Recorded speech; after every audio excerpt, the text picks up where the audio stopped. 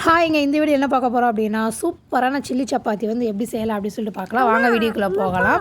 அதுக்கு நம்ம வந்து சப்பாத்தி வந்து இந்த மாதிரி தடிமனாக வந்து ஃப்ரை போட்டு ஸ்லைஸ் பண்ணி எடுத்து வச்சுருக்கிறேன். இப்போ வந்து தேவையான அளவு பூண்டு, கருவேப்பிலை, வெங்காயம், குடமிளகாய் எல்லாமே எடுத்து வச்சுருக்கிறேன். சாஸ் எல்லாம் ரெடியாக இருக்குது. அப்புறம் ஒரு பேனில் கொஞ்சம் எண்ணெய் ஊற்றிட்டு கொஞ்சோண்டு காஷ்மீரி மிளகாத்தூள் வந்து சேர்த்துருக்கிறேன். போட்டுட்டு நம்ம அந்த கட் பண்ணி வச்ச சப்பாத்தியை வந்துட்டு அது கூட ஃப்ரை பண்ணி வந்து எடுத்துக்கலாம்.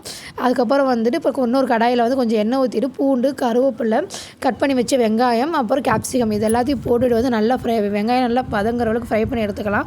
இப்போ வெங்காயம் தேவையான உப்பு போட்டுட்டு நம்ம கொஞ்சோண்டு வந்து ஒரு 1/2 ஸ்பூன் வந்து சோயா சாஸும் தேவையான அளவுக்கு வந்து டொமேட்டோ சாஸும் வந்து நான் சேர்த்துருக்கேன். போட்டுட்டு நல்லா கிளறி விட்டு அடுப்பை வந்து சிம்மில் வச்சுக்கோங்க.